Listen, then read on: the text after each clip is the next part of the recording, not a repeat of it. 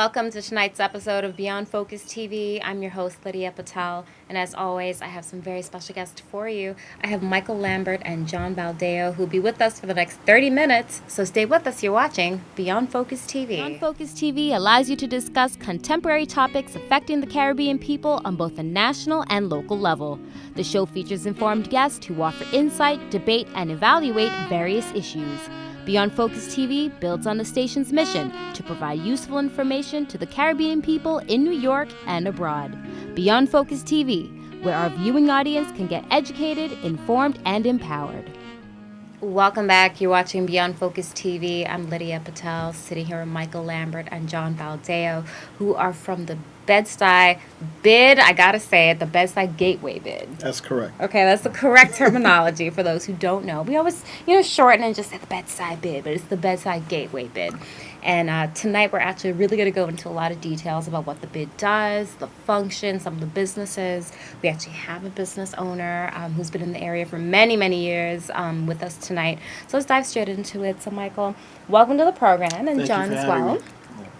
So it's great to have you here and really let everyone at home know really what the bid is doing, because Bed-Stuy has changed. And Bed-Stuy it's changing. I think that Bed-Stuy has really made a lot of progress. It's a neighborhood that's always been great, especially for the folks who have been there for many, many decades. There's a reason they've been there for many, many decades. And I think that what the bid is doing is trying to really enhance the economic development climate of the district in Bed-Stuy along Fulton Street and Nostrand Avenue to really create a corridor that folks won't have to actually leave the neighborhood to get their basic necessities if they want to actually go someplace to hang out, if they want to go to school, if they want to get their healthcare needs met, to really build a very robust commercial corridor that's uniquely Bed-Stuy and not like any other commercial corridor across the city. And that's very, very true. I mean, the bid, I live Gates of Marcy, so I'm right there. I pass A train on Nostrand every single day, so I see the development. I've seen the commercial aspect of it. The only other bid that I could really compare it to that I go to quite a bit also is Junction, Nostrand Junction, right there, which has also changed. Correct. So in terms of being someone on a big aspect of the big, in terms of being an executive director, do you ever get to work with any other people who are on other bids as well? Well, actually, I co-chair the association of all the bids across the city. So I work with all my bid colleagues. My co-chair is Lambert. She's the president of the the Hudson Square Connection bid, which is down close to the Holland Tunnel. There's 72 of us across the city. We range in size from very small bids out in Bayside to the Downtown Alliance, which is actually the world's largest bid. Really? People don't realize, yeah. That's in downtown in the financial district. And that's pretty interesting. And you're absolutely right on that. Not a lot of people know that little interesting fact that it's the largest in New York City. In the world, actually. Right. So we're judged basically sometimes by our assessment size. So they have the largest assessment of any bid in the world right now. That is amazing. And John Baldeo, definitely 27 years you're celebrating this year. Yes. For those who don't know, if you've ever walked along Fulton Street going between New York and Nostrand, right there, you've passed this store. You've definitely passed this health food store. And I say because you could definitely get so many great items, all your great health stuff. So Tony, tell us, the name of the store is Tony's. Tony's Country Life, yes. Yes. Give us a little bit of what you do and the store itself. Well, I started my business in 1989. Back in the days, Fulton Street was nothing like it is today. I can remember the empty lots with all the old cars in the back of the lot and stuff like that. Some people used to, from Nostrand Avenue, they don't even meet to the location that where my store is. They turn right back because of the way it looks and scary and stuff like that. But also we had a Woolworth on the other side, and between the first two buildings and going west on Fulton Street, there was only like 3 buildings standing in the corner. The rest was empty lots and Woolworth on that end. And you can see all the ruts and the old cars and, people scared to go on that side. So when I started in 1989, things started to change. And, we had a lot of cops on the street back in the days on scooter and stuff like that. And finally, that was gone for a little while. And then the thieves start coming back in and stuff. The truck stop on the road to deliver to your store, and as soon as they put 2, 3 boxes on the hand truck, the thieves would grab the hand truck and go. So when the man pick up another box to put it there, the hand truck is not there no more. Oh my goodness. So from Just like a scene out the movies. Yeah. So from today to now is a big difference. People can walk down the street without having, to fear as much. There's still crimes out there. Of course. But, not as much. I remember the check cashing place on Fulton Street. The folks used to go cash the check at the check cashing because those days you don't get your direct deposit in the bank and so forth. 2, 3 guys would hang around the cash checking place. One would go inside the cash checking place and see when they collect the money and what pocket or what bag they put the money, purse they put the money in. And when the person get outside, as most time they do it to the ladies, and the person would push the lady down. And when they fall on their face, now the other two do like they're trying to rescue this person. Wow. And Work as a rather team. than work in a team, of course. Anyway, luckily, for all the years I'm there, I never had any incident with people try to rob my store or rob me on my way to the bank and so forth. I was lucky. The people in the community knows me well because I treat them well. I always stop and talk to people in the street. My wife sometimes she asks, "Well, you were doing so long. You went to the bank." He gets stopped along the way. So I talk That's a to good the sign. people. And that is a good sign. You Yes. have to really be a part of Part the of the community. community, If you're a local business, Yes. really, those are all your customers. That's right. And I built my business from scratch. It wasn't anything in the space when I get in there, and I was able to put it together myself. The way I lay my business out in the store was my own idea, and stock the kind of merchandise I wanted to stock. Because the way I get into this business, I worked with a nut company where I know where the nuts come from for about 2 years.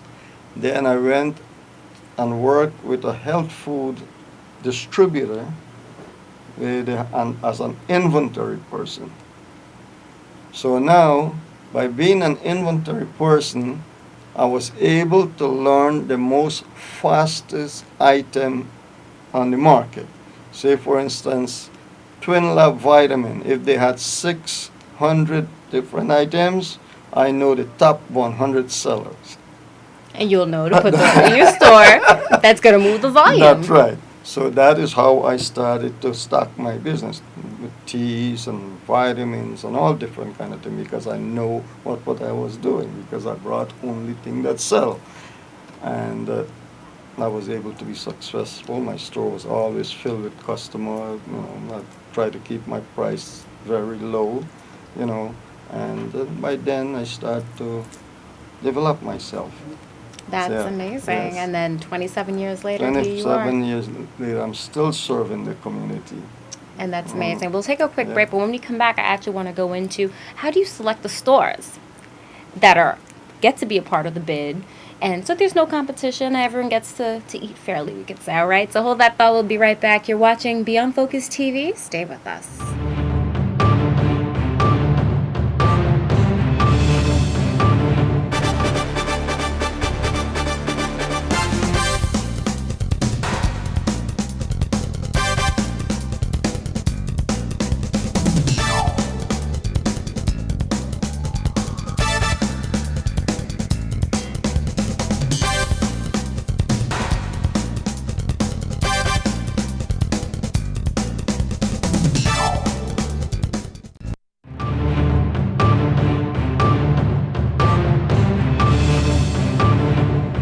Welcome back. You're watching Beyond Focus TV. I'm Lydia Patel, sitting here with Michael Lambert and John Baldeo.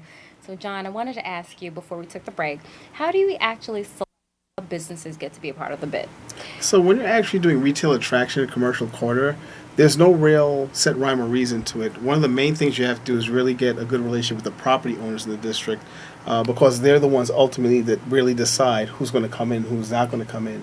But there are studies that are done that actually identify what types of business area may be lacking in that people are leaving the district to actually shop in. So what we try to do is provide data and information to property owners and to potential business owners so that they can know what business that we don't have in the quarter that we'd like to see come into the quarter, so that way they'll give them the greatest chance for success. So we try to mix things up as much as possible. Right.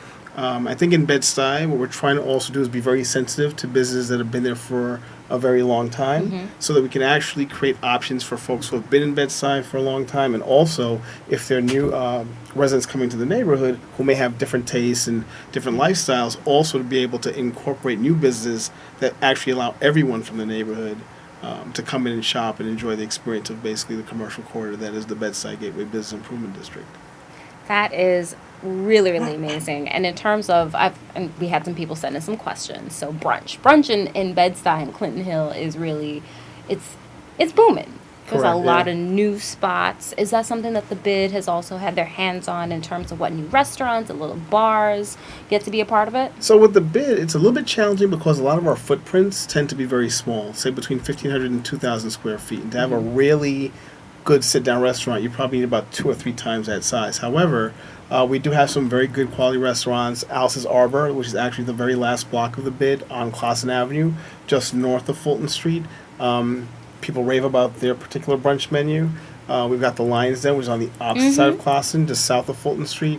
So, and we're working with other restaurants now, some that are actually undergoing renovations, like Ricky's Lounge, back on the east end, down the 1500 block of Fulton Street, to really kind of, again, create very unique dining options for as many people as possible who want to come into the district. So we're trying to make it a destination as best as we can, and working, if we have a particular vacant space, to work with that property owner to really kind of like educate them in terms of what we need to make the quarter more robust, and also get them to come into the neighborhood.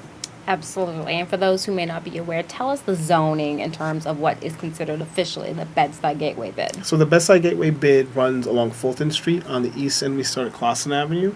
On the east end, we start at Troy Avenue, I should say. And on the west end, we go to Clausen Avenue. Then we have 4 blocks of Nostrand from Atlantic to Halsey Street. So it's like a long T. We're about 1.5 miles wide. We have roughly some 400 storefronts. Right now, again, we do have some vacancies, so we have about 350 actual businesses that are actually occupying the bid quarter. So the vacancies actually give us an opportunity to then curate what's coming in next, and that's what we're trying to work on, so that we make sure we have a very diverse and a very rich and robust experience for folks who are looking to actually just come and have any kind of retail experience in the bid in Bed-Stuy. That is great. And of course, you definitely see the improvements. You see all the great spots, and then even like Tony's there, like I said, a long time in the business.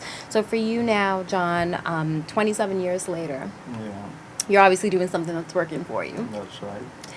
How do you sustain longevity? Because we know Fulton Street stores come and go.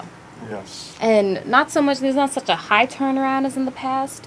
But, you could say, oh, I remember when this store used to be this, and yours has just always been there. Been there, yes. I think yours and the Moss that's on Bedford are two key things that really have sustained longevity on the bid. Well, the thing is that you have to treat your customer right, and they keep coming back. You give them a little discount, you bring products that they like. Some people come and they make requests for different things, and we try our best to bring it into our stores so that whenever they come, they can have it. Some people come back 6 months later, but they still come. Some, like, I don't take no deposit and special order and stuff like that. I just say, okay, come 2 weeks, come next week, I'll have it for you if I can. Yes, so that's the way I stayed afloat. And like I said, the customer service in my store is very good. It I is. have pleasant girls working, and the guys also. They always come by to say hello to the staff, not even to do purchase no more.